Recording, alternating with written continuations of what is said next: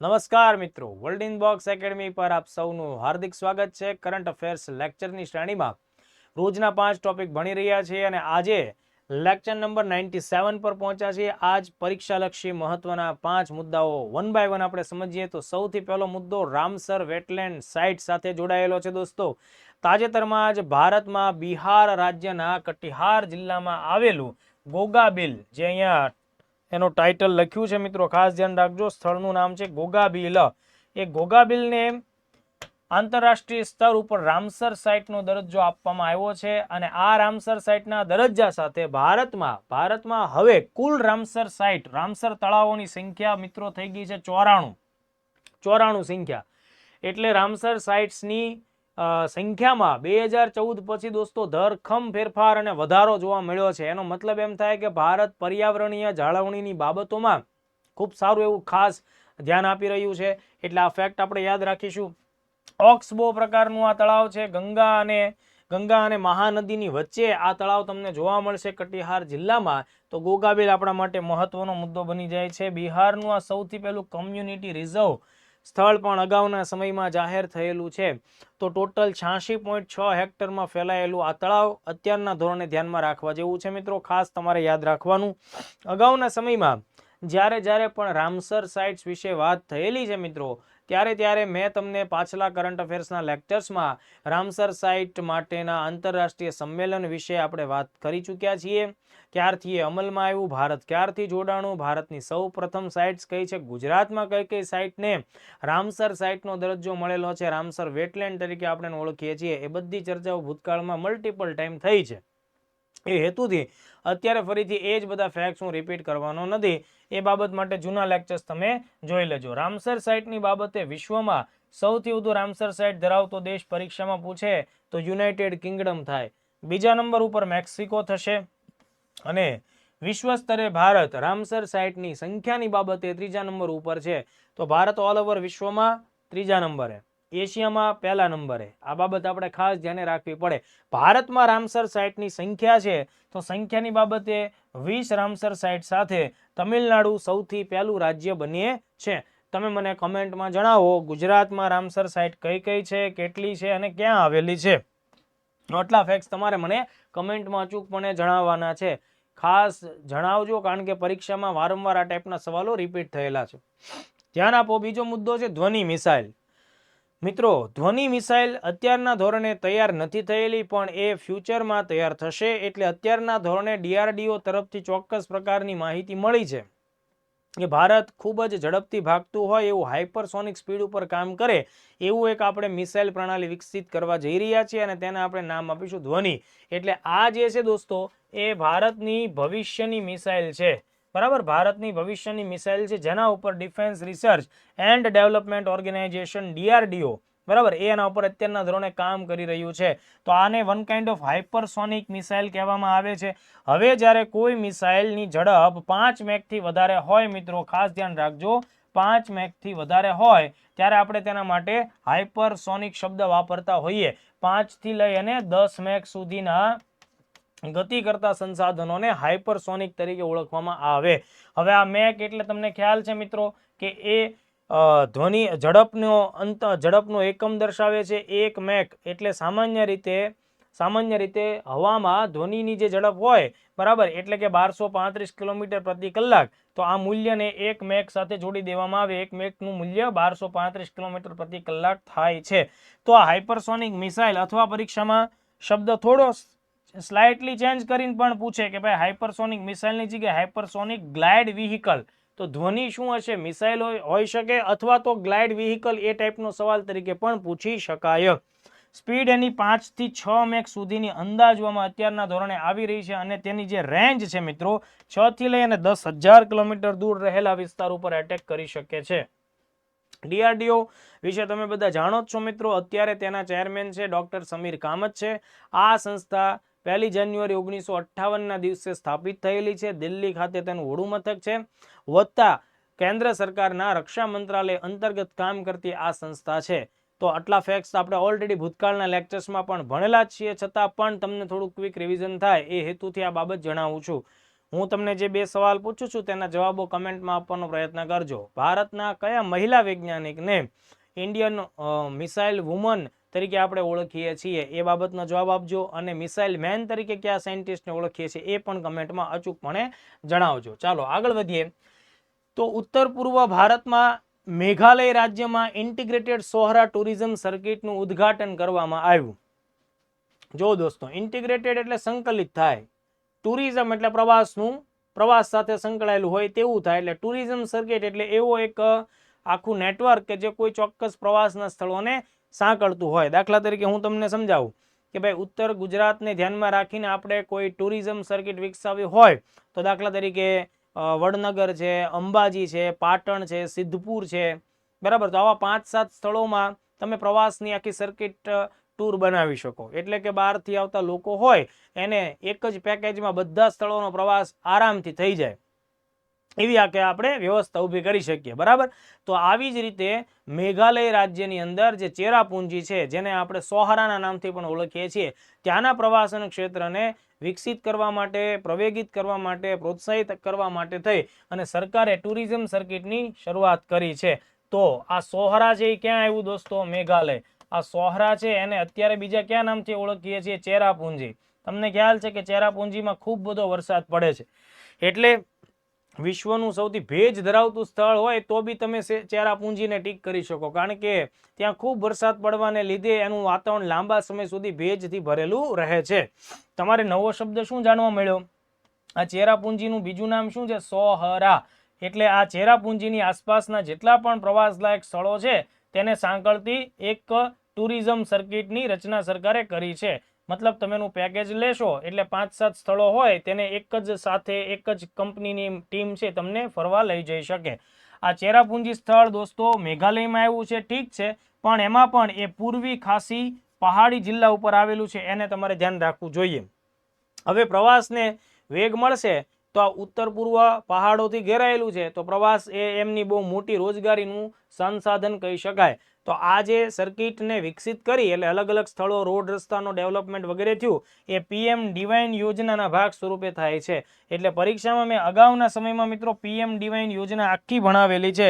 એમ છતાં હું તમને લોકોને અત્યારે, કારણ કે ઘણા બધા વિદ્યાર્થીઓ નવા પણ હશે કે જેને બહુ જૂના લેક્ચર્સ મારા ન પણ જોયા હોય, તો PM ડિવાઇનમાંથી સવાલ આવે તો ધ્યાન રાખજો દોસ્તો. આ જે પૂર્વોત્તરનો વિસ્તાર છે ને, પૂર્વોત્તરના રાજ્યો, તેમાં માળખાગત સુવિધાઓમાં ખૂબ સારો ફેરફાર થાય, એટલે આગામી સમયમાં 2025-26 સુધી ચાલે એટલી 6600 કરોડ રૂપિયાના રોકાણ સાથેની પ્રધાનમંત્રીએ યોજના ચાલુ કરેલી છે.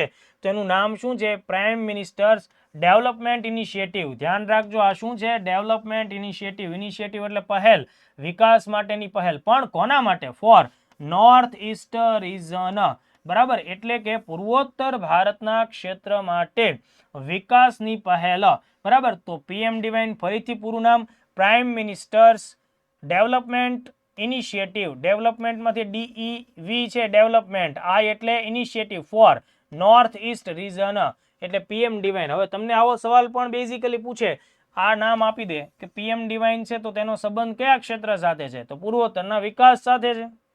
2022-23ના બજેટમાં તેની જાહેરાત થઈ મિત્રો. ખાસ ધ્યાન રાખજો, રૂપિયા 6600 કરોડ 22-23 થી શરૂ કરી 22-23, 23-24, 24-25, 25-26 એમ કરીને 4 વર્ષ સુધીમાં આટલા રૂપિયાના ખર્ચે વિવિધ 4 એંગલ ઉપર કામ કરવાનું છે.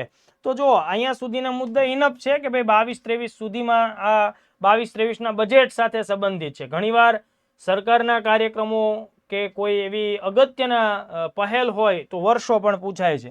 તો આ 6600 કરોડ રૂપિયા 4 અલગ અલગ ફિલ્ડમાં વાપરવામાં આવશે. આ 4 સુધી ડિટેલ પ્રશ્ન જાય, ચાન્સ ઓછા છે, છતાંય જોઈ લેવાનું કે ભાઈ માળખાગત સુવિધાઓનો વિકાસ થવો જોઈએ. માળખાગત સુવિધાઓ એટલે કે સંસાધનો, રોડ, રસ્તા, બિલ્ડિંગ, બરાબર, આ બધી વસ્તુઓ બનવી જોઈએ. પછી સામાજિક વિકાસ, સોશિયલ ડેવલપમેન્ટ થવું જોઈએ. સોશિયલ ડેવલપમેન્ટ બહુ મોટો પ્રોજેક્ટ છે દોસ્તો. તેના માટે સ્વાસ્થ્ય, શિક્ષણ, રોજગાર બધું જ સામેલ થાય. આજીવિકામાં વધારો, જે સ્થાનિક લોકો છે એમની જે લીવલીહુડ છે, બરાબર, સ્થાનિક લેવલે, તો એ આજીવિકામાં વધારો થવો જોઈએ. અને અલગ અલગ ક્ષેત્રોમાં જે વિકાસ અંતર છે એમાં ઘટાડો થવો જોઈએ.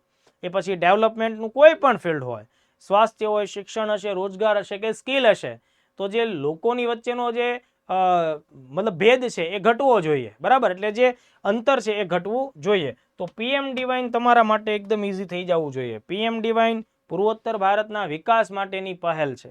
22-23ના બજેટમાં લોન્ચ થઈ, 4 વર્ષ સુધી ચાલશે, એટલે કે 25-26 સુધી ચાલે. 6600 કરોડ રૂપિયાના ઇન્વેસ્ટમેન્ટ સાથે આ કામ સરકાર આગળ વધારશે. 4 સેગમેન્ટમાં કામ કરશે. માળખાગત સુવિધામાં વધારો, સામાજિક વિકાસ, આજીવિકામાં વધારો અને વિકાસના અલગ અલગ ક્ષેત્રોમાં જે અંતર રહેલું હોય એમાં ઘટાડો કરવો. આટલા ફેક્ટ્સ તમે લોકો ખાસ ધ્યાને રાખો. બીજું મિત્રો, આગળના ટોપિક ઉપર જઈએ. પહેલા, શિક્ષક બનવા માટેની તૈયારી કરતા વિદ્યાર્થીઓ જે ટેટ 1 પરીક્ષા આપવાના છે એમની ફૂલ મોક ટેસ્ટનો કાર્યક્રમ world in box academy Gandhinagar દ્વારા લોન્ચ કરવામાં આવેલો છે મિત્રો, બરાબર.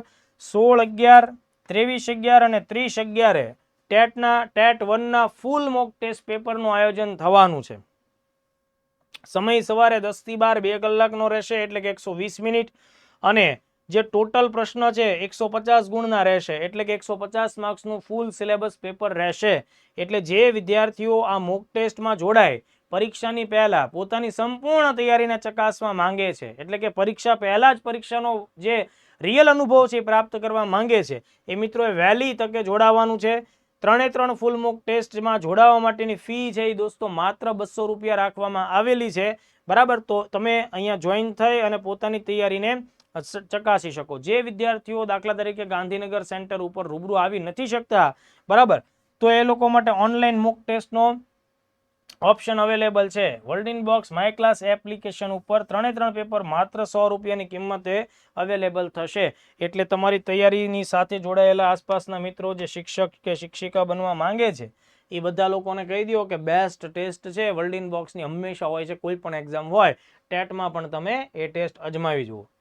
ચલો આગળ વધીએ. નવું એક મહત્વનું પ્રોજેક્ટ કે પ્લાન્ટનું ઉદ્ઘાટન કરવામાં આવ્યું છે ઓડિશાના ભુવનેશ્વર ખાતે. સિલિકોન કાર્બાઇડ સેમિકન્ડક્ટર પ્લાન્ટ, બરાબર. આ નામ મગજમાં છાપી જ દેજો. સિલિકોન કાર્બાઇડ સેમિકન્ડક્ટર પ્લાન્ટ ભારતનો સૌથી પહેલો છે. આના લીધે ઇલેક્ટ્રોનિક્સ ફિલ્ડમાં ચીપ મેન્યુફેક્ચરિંગનું કામ બહુ જલ્દી, સરળ અને આત્મનિર્ભર રીતે થશે. તો ભુવનેશ્વર ખાતે આ પ્લાન્ટની શરૂઆત થઈ છે. ભુવનેશ્વર એટલે બોલે તો ઓડિશા સ્ટેટ, બરાબર છે. આ પ્રાઇવેટ કંપની છે, એના દ્વારા આ કામગીરી થઈ છે.